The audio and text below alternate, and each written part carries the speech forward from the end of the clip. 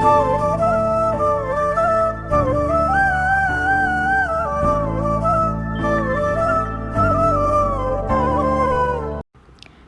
எல்லாருக்கும் வணக்கம் and welcome back to my channel. எல்லாருமே ஹெல்த்தியாகவும் சந்தோஷமாகவும் இருப்பீங்கன்னு நம்புகிறேன். ஸோ ஷார்ட்ஸ்லேயே வந்து சொல்லியிருப்பேன், பசங்க 2 பேர்த்துக்குமே பார்த்திங்கன்னா இப்போ கிறிஸ்மஸ் அப்புறம் நியூ இயர் ஹாலிடேஸ் தான். நீ ஜான்வரிக்கு மேலே தான் ஸ்கூல்லாம் ஓப்பன் பண்ணுறாங்க. மித்துலுக்குமே ஏர்லியான லீவ் தான்.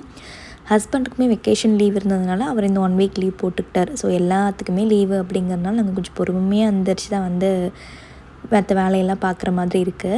ஸோ அதே மாதிரியான டே தான் இன்றைக்கி. பட் என்ன டிஃப்ரென்ஸ் பார்த்திங்கன்னா 2 குட்டீஸுமே ரொம்ப உடம்பு முடியல. அதனால் மார்னிங் வந்து பார்த்திங்கன்னா இன்றைக்கி ஒரு 7 மணிக்கு மேலே தான் மிதில் தூங்கினான். நைட்டு ஃபுல்லாக தூங்காமல் அவனை தூங்க வச்சுட்டு அதுக்கப்புறம் ஒரு 8 மணிக்கு மேலே எழுந்திரிச்சு வந்து பொறுமையாக எல்லா வேலையும் செஞ்சிட்ருக்கேன். சரியான ஹெட்டேக்கு, அதனால் மசாலா டீ போட்டு குடிக்கலாமேன்ட்டு ரெடி பண்ணிகிட்ருக்கேன். நார்மலாக யூஸ் பண்ணுற டீ தூள் கொஞ்சமாக வந்து இஞ்சி தட்டி போட்டுட்டு கொஞ்சம் ஏலக்காய் தூள், சுக்குத்தூள் இது மட்டும்தான் நான் ஆட் பண்ணுவேன். வேறு எதுவும் பண்ண மாட்டேன். வேணுன்னா கொஞ்சம் வந்து இது இருக்கு இல்லைங்களா, பட்டை, அது சம்டைம்ஸ் ஆட் பண்ணுவேன். ஸோ இன்றைக்கி நான் அது போடலை. ஸோ எப்போவுமே இந்த காஃபி டீ குடிக்கிற பழக்கம்லாம் எனக்கு கிடையாது. மார்னிங் எழுந்துச்சி ஹாட் வாட்டர் அந்த மாதிரி ஏதாவது அருகம்புல் ஜூஸ் அந்த மாதிரி தான் வந்து குடிப்பேன். இன்றைக்கி ஏதோ ரொம்ப ஹெட்டேக்காக இருந்தனால குடிக்கணும்னு தோணுச்சு. அதனால் எனக்கும் ஹஸ்பண்டுக்கும் சேர்த்தே வந்து வச்சுட்டேன். ஹஸ்பண்டும் இன்னும் எந்திரிக்கல, அவரும் நைட்டு ஃபுல்லாக சரியாக தூங்கலை அப்படின்ட்டு. நானும் சர்வீஸ் மட்டும்தான். சர்வீஸ்க்கு பால் போட்டு கொடுத்துட்டு நானும் டீ போட்டு குடிச்சிட்ருக்கோம். சர்வீஸ்க்கு வந்து கோல்டு காஃபு லைட்டாக ஃபீவர் வந்து இருக்குது. அது இந்த வின்டருக்கு நார்மலாகவே குட்டீஸ் எல்லாத்துக்குமே வந்து வர்றது தான். இந்த வருஷம் வின்டர் வந்து பார்த்திங்க அப்படின்னா நிறைய வந்து ஸ்ப்ரெட் ஆகிட்டுருக்குன்னு சொல்கிறாங்க. ஃப்ளூ அப்புறம் வந்து அந்த கோவிடோட சில சிம்டம்ஸ்லாம் இருக்கிற மாதிரி நிறைய அதுவுமே ஸ்ப்ரெட் ஆகிட்டுருக்கு அப்படின்னு சொல்கிறாங்க. பொதுவாக அந்த குளிருக்கு வர ஃபீவரு, கோல்டு, காஃப் இதெல்லாமே வந்து இருக்குது. ஸோ வெளியில் போகிறதே கொஞ்சம் டேஞ்சராக தான் இருக்குது. இவன் ஸ்கூலுக்கு போயிட்டு வராங்க அப்படின்னால பசங்க யாருக்காவது இருந்துச்சு அப்படின்னா கண்டிப்பாக வந்து கோல்டு, காஃப் வந்துடும் இந்த குளிருக்கே. அங்கேருந்து மித்தலுக்கு அப்படியே ஸ்ப்ரெட் ஆகிடுது. இப்படி தான் அந்த வின்டர் ஃபுல்லாமே எப்போவுமே ஓடும். லாஸ்ட் இயர் ஊருக்கு போகிறனால பெருசாக தப்பிச்சிட்டோம். இருந்தோம் பீக் வின்டருக்குமே நாங்கள் இங்கே தான் இருந்தோம் லாஸ்ட் இயரு. இருந்தாலும் இந்த அளவுக்குலாம் இல்லை. இந்த வருஷம் ஸ்டார்டிங்கே வந்து எல்லாத்துக்குமே பயங்கரமாக போட்டு தாக்கிட்டு இருக்குது. மித்துலுக்கு வந்து பார்த்திங்க அப்படின்னா நான் இந்த விளாக் எடுக்கிறேன்னா அதுக்கு முன்னாடி ஒரு 2 டேஸ்லேருந்தே அவனுக்கு வந்து ஸ்டொமக் அப்செட்டாக இருக்கிற மாதிரி இருக்குது. ஸோ டிசென்ட்ரி, அப்புறம் வந்து வாமிட் இருக்குது.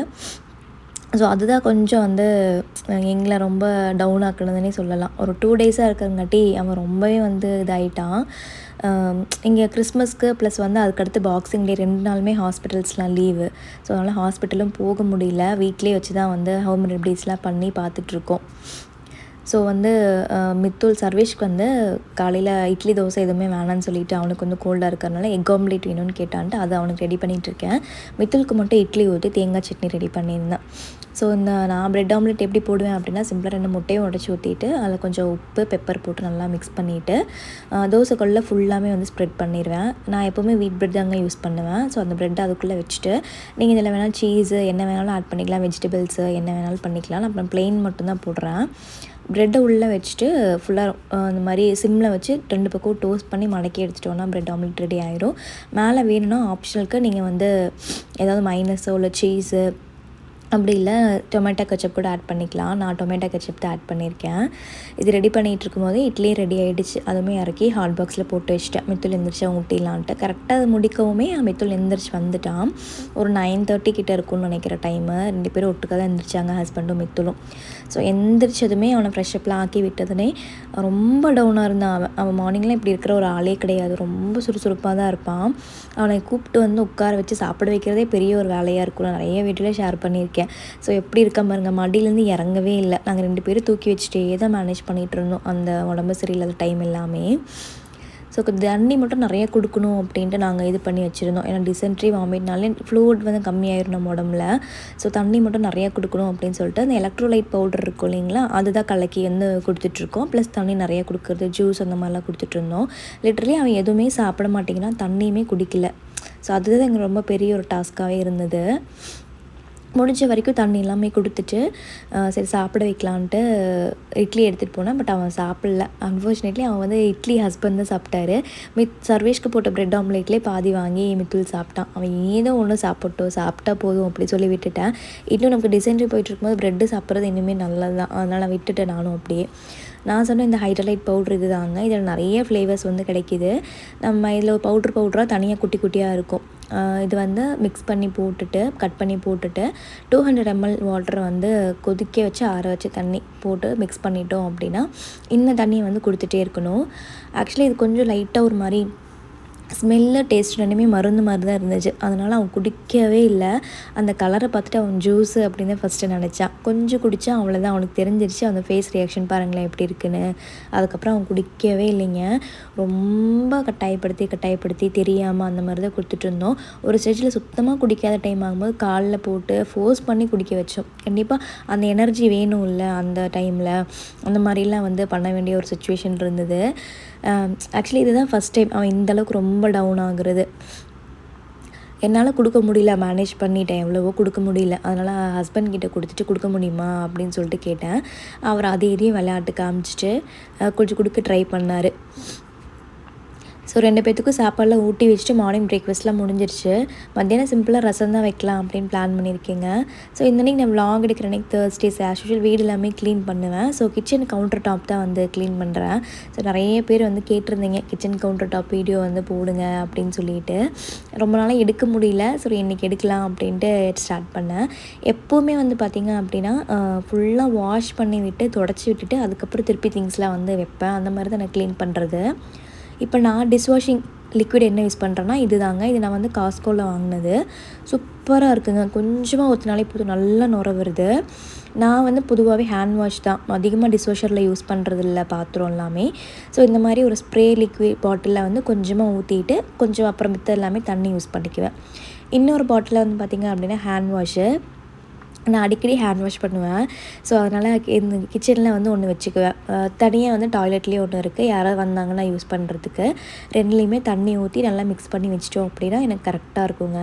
ஸோ தண்ணி ஊற்றி வச்சா நுர வராதுன்னு நீங்கள் நினைப்பீங்களா? பார்த்திங்களா, இங்கே நல்லாவே நுர வருது. ஸோ அதனால் எனக்கு இது கரெக்டாக இருக்கும்.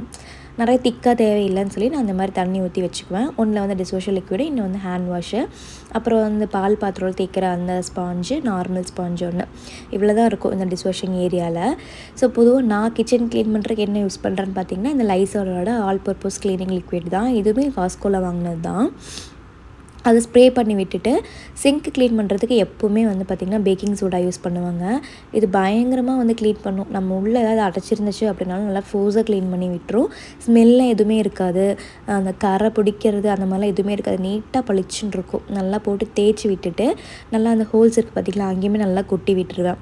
நான் வந்து என்ன பண்ணுவேன்னா அந்த ஏரியாவை லாக் பண்ணி விட்டுருவேன் தண்ணி போகாத மாதிரி. அதுக்கப்புறம் நல்லா ஹாட் வாட்டர் இருக்குது பார்த்திங்களா, அதை ஓப்பன் பண்ணி விட்டுட்டு எல்லா பக்கமும் உள்ள ஸ்போஸாக அடித்து க்ளீன் பண்ணுவேன். தண்ணி போகாது. நல்லா வந்து ஒரு 1/4 டப்பு வந்து தண்ணி ஃபுல்லாக நிறைஞ்சதுக்கப்புறமா வந்து அந்த எடுத்து விட்டுட்டோம் அப்படின்னா அந்த அடைச்சி வச்சுருக்கோம் இல்லைங்களா, அதை எடுத்து விட்டுட்டோம் அப்படின்னா அந்த சுடு தண்ணிக்கும் அந்த பேக்கிங் பவுடருக்கும் நல்லா ஃபோர்ஸாக தண்ணி உள்ளே போகுங்க. அப்படி என்ன ஆகும்னா அந்த டியூப் இருக்கும் இல்லைங்களா, கீழே போகிற டியூப் எல்லாமே அங்கே ஏதாவது அடைச்சிருந்துச்சு அப்படின்னால ஃபோர்ஸாக அடிச்சுட்டு போயிடும். ஸ்மெல்லே முக்கியமாக பேட் ஸ்மெல் இருக்காது. நீங்கள் பாத்ரூமே யூஸ் பண்ணாமல் எம்டியாக விட்டுருந்தீங்க அப்படின்னா சம்டைம்ஸ் ஸ்மெல் வரும் பார்த்திங்கன்னா, அந்த மாதிரிலாம் ஸ்மெல்லே இருக்காது. அடைக்காது எதுவுமே. இந்த மாதிரி ட்ரை பண்ணி பாருங்கள். வீக்லி ஒன்ஸ் பண்ணிங்கன்னா கூட போதும். ஸோ இது கூட இன்னுமே ரொம்ப அடைக்கிது அப்படின்னா க்ளீனிங் வினிகர் இருக்குது, அதை நீங்கள் யூஸ் பண்ணலாம். அதையுமே இன்னும் கொஞ்சம் நல்லாயிருக்கும். ஸோ க்ளீன் பண்ணிகிட்டு இருக்கும் போதே வந்து பார்த்திங்க அப்படின்னா ஒரு 11 o'clock ஆகிடுச்சு. சார் ஜூஸ் போட்டு கொடுக்கலாம் அப்படின்ட்டு ஆரஞ்சு ஜூஸ் போட்டு கொடுத்தோம். சார் குடிக்கலை. சரிட்டு ஸ்ட்ராபெரி எடுத்து கொடுத்தோம். அதை சாப்பிட்டுட்டு 2 வாய் சாப்பிட்டுட்டு பிடிக்கல, திருப்பி எங்கிட்டே வந்து கொடுத்துட்டான். சரி ஆரஞ்சு உரிச்சு தரேன் அப்படின்னு சொல்லிவிட்டு நான் வந்து ஆரஞ்சு உரிச்சு கொடுத்தேன். அதுவுமே வந்து சாப்பிடல.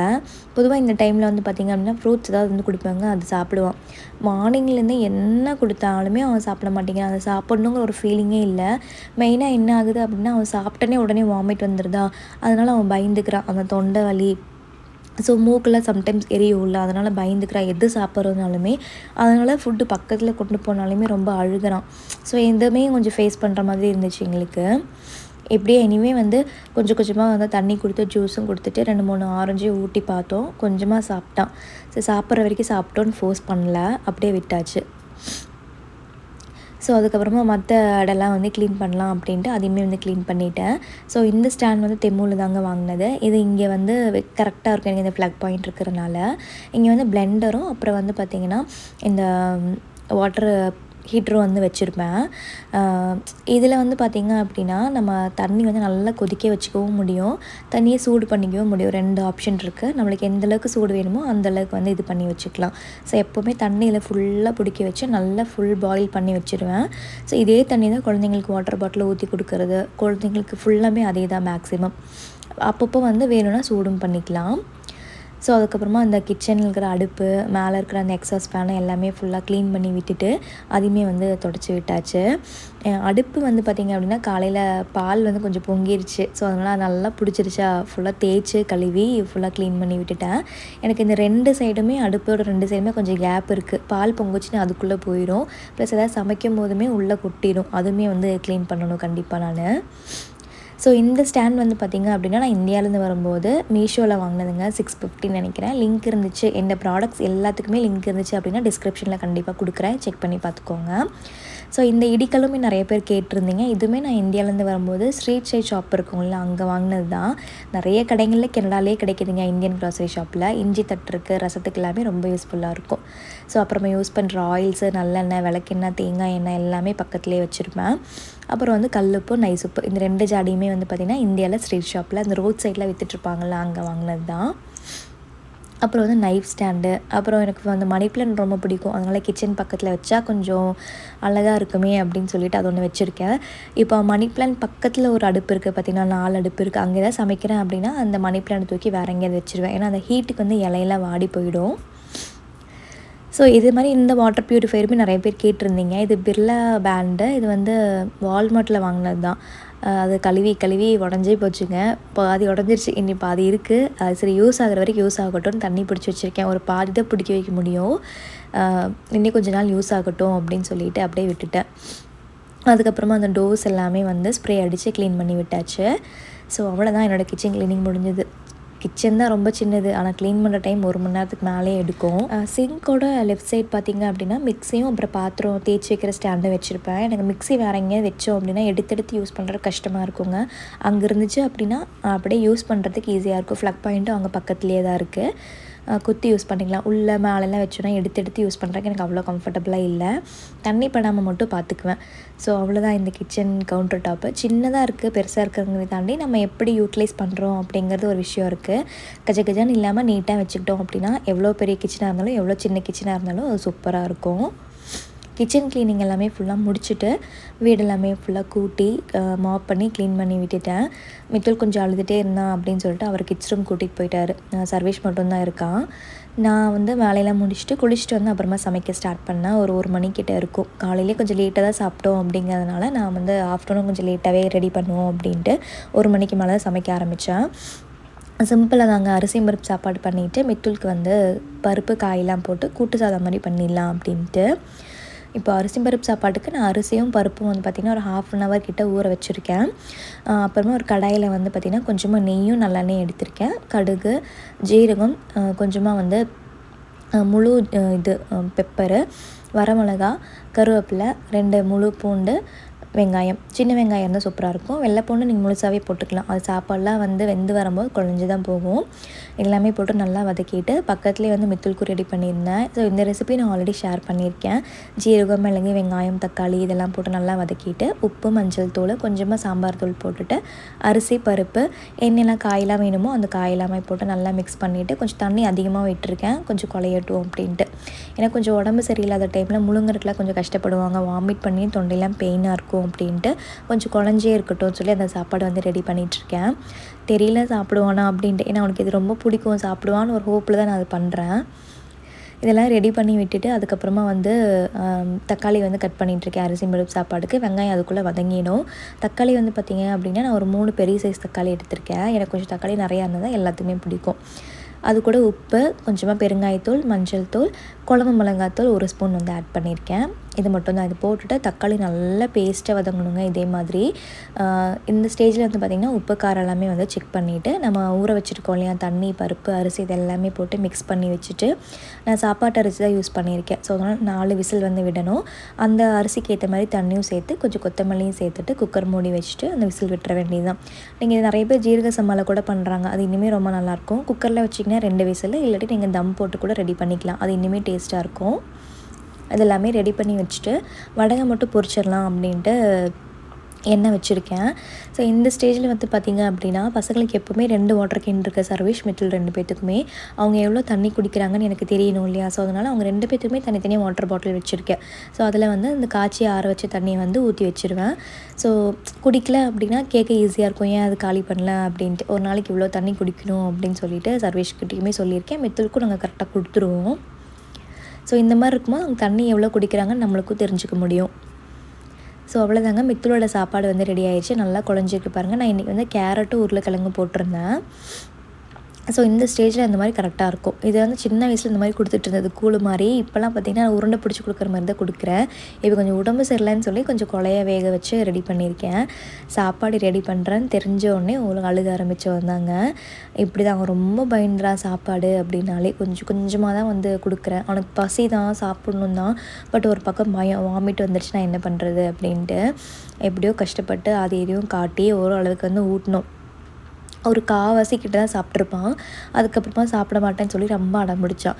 ஹஸ்பண்ட் இல்லை அப்படின்னா எனக்கு ரொம்ப கஷ்டமாக இருக்குங்க. இந்த உடம்பு சரியில்லாத அந்த 3 டேஸுமே வந்து பார்த்திங்க அப்படின்னா 2 டேஸ் அவன் ஒன்றுமே சாப்பிடல.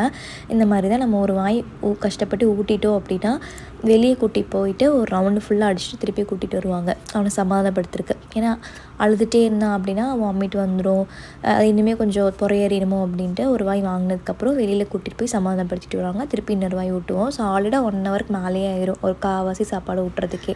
ரொம்ப நேரம் ட்ரை பண்ணியும் அவன் சரியாக சாப்பிடவே இல்லைங்க. ரொம்ப அழுக ஆரம்பிச்சிட்டான். சரி ரொம்ப தூக்கம் வந்துருச்சு, அதனால் தூங்கி எந்திரிக்கட்டும் அப்படின்னு சொல்லிட்டு ஓரளவுக்கு தான் ஊட்டியிருந்தோம். தூங்க வச்சுட்டு வந்து நான் சாப்பிட்டேன். எனக்கு அரிசி மேற்பட்ட சாப்பாடுக்கு எப்போவுமே மாங்காய் ஊறுகாயும் தயிரும் ரொம்ப அந்த காம்பினேஷன் ரொம்ப பிடிக்கும் எனக்கு.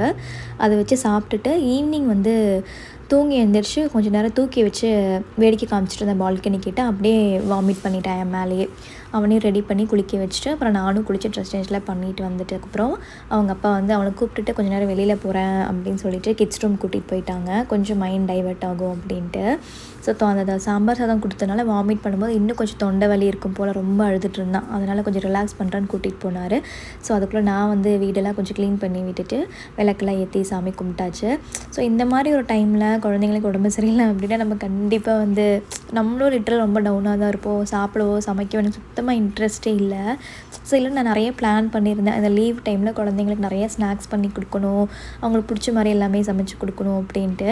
பட் எல்லா பிளானுமே வந்து கேன்சல், உடம்பு சரியில்லை அங்கே அப்படிங்கும்போது. அப்போது சர்வேஷ் வந்து கேட்டான் ஈவினிங் எனக்கு ஸ்நாக்ஸ் ஏதாவது பண்ணி கொடுங்க அப்படின்னு சொல்லிட்டு. வீட்லேயுமே நிறைய ஸ்நாக்ஸ் இருக்குங்க. பட் இல்லை எனக்கு அதெல்லாம் வேண்டாம், வேறு ஏதாவது பண்ணி கொடுங்கன்னு கேட்டனால சரி அவனுக்கு மட்டும் அளவாக ஆனியன் ரிங்ஸ் பண்ணலான்ட்டு ரெடி பண்ணிகிட்ருக்கேன். நான் கொஞ்சம் பெரிய சைஸ் ஆனியன் மட்டும் எடுத்திருக்கேன். அது இந்த மாதிரி கொஞ்சம் ரவுண்டாக வர மாதிரி கட் பண்ணிவிட்டு தனித்தனியாக அந்த லேயர் மாதிரி வந்து எடுத்து வச்சுக்கலாம் அப்படின்ட்டு அதெல்லாமே க்ளீன் பண்ணி வச்சுருந்தேன். சும்மா அவனுக்கு அளவாக மட்டும் ஒரு 5-6 பீஸ் மட்டும் போடலாம் அப்படின்ட்டு. இதுக்கு வந்து கொஞ்சமாக ப்ரெட் க்ரம்ஸ் வேணும். அதுக்கு வந்து 2 பீஸ் ப்ரெட் எடுத்திருக்கேன். இது கொஞ்சமாக வந்து பிச்சு போட்டு பிளெண்டரில் வந்து பொடி பண்ணி எடுத்துக்கலாம். ஸோ ப்ரெட் க்ரம்ஸ் வந்து நீங்கள் தனியாக கடையிலையும் கிடைக்கிது. நான் இந்த மாதிரி தான் யூஸ் பண்ணி வச்சுக்கிறது. ரெடி பண்ணி நான் பாக்ஸில் வச்சுக்கிறதுக்கு இல்லை, அப்பப்போ வேணும் அப்படின்னா நான் ரெடி பண்ணி அப்பப்போ யூஸ் பண்ணிக்குவேன். ஸோ இந்த மாதிரி நல்லா பொடியாக அரைச்சிட்டு ஒரு கடாயில் போட்டு ட்ரை ரோஸ்ட் பண்ணி வச்சுக்கணும். அந்த ஈரத்தன்மை இருக்குது பார்த்திங்களா அந்த ப்ரெட்டில், அது போயிட்டு நல்லா ஒரு மாதிரி முறுமுறுன்னு ஆகணும். அந்த மாதிரி ஆகிற வரைக்கும் மீடியம் ஃப்ளேமில் வச்சு வறுத்து எடுத்துக்கோங்க. லைட்டாக கலர் சேஞ்ச் ஆகும். வீட் ப்ரெட்டுங்காட்டி தெரியுது, ஒயிட் ப்ரெட்டில் இன்னுமே கொஞ்சம் நல்லா தெரியும் உங்களுக்கு. ஸோ இந்த மாதிரி முறுமுறுன்னு ஆகணும், அது வரைக்கும் ட்ரை பண்ணி வச்சுக்கோங்க. அடுத்து வந்து பார்த்திங்கன்னா ஒரு கப்பில் வந்து மைதா, 2 ஸ்பூன் வந்து கார்ன்ஃப்ளவர் மாவு, கொஞ்சமாக pepper, salt, Kashmiri chilli powder, அப்புறமா கொஞ்சம் தண்ணி ஊற்றி ரொம்ப தண்ணியாகவும் இல்லாமல் கெட்டியாகவும் இல்லாமல் மீடியமாக இருக்கிற மாதிரி தண்ணி ஊற்றி பிணைஞ்சி வச்சுக்கோங்க. ஸோ நம்ம ரெடி பண்ணி வச்சுருக்கிற அந்த ப்ரெட் க்ரம்ஸு ப்ளஸ் அந்த மாவு ரெண்டுமே நமக்கு தேவை இந்த ஆனியன் ரிங்ஸ் பண்ணுறதுக்கு. அந்த கட் பண்ணி வச்சுக்கிற ஆனியன் ரிங்ஸை வந்து மாவு இருக்குது இல்லைங்களா அதில் வந்து முக்கிட்டு அதுக்கடுத்து அந்த ப்ரெட் க்ரம்ஸில் வந்து 2 பக்கமும் டிப் பண்ணி எடுத்து அப்படியே வந்து எண்ணெயில் போட்டுடணும்.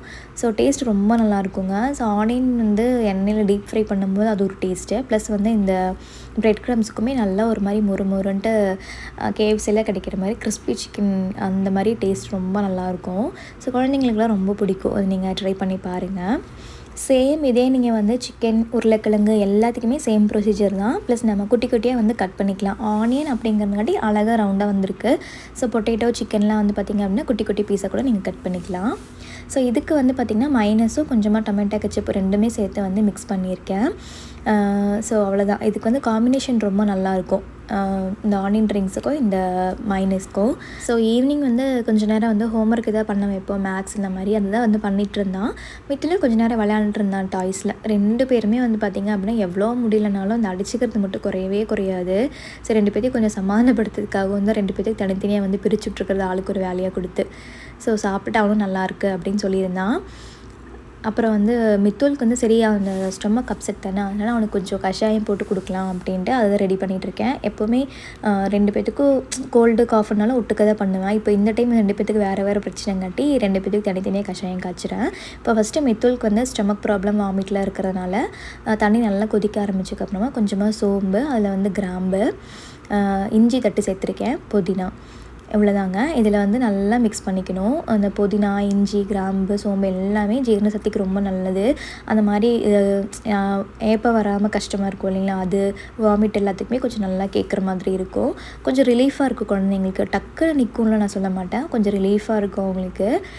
அடுத்தது வந்து பார்த்திங்கன்னா சூடாகட்டும்னு வச்சுட்டேன். இப்போது சர்வேஷ்க்கு கஷாயம் காய்ச்சறதுக்கு வந்து தண்ணி லைட்டாக கொதிக்கும் போது மிளகு, ஜீரகம், புதினா, வெத்தலை, அப்புறம் வந்து கற்பூரவள்ளி, கொஞ்சமாக வந்து மஞ்சள்தூள் இதெல்லாமே போட்டு நல்லா மிக்ஸ் பண்ணி கொதிக்க வச்சிடணும்.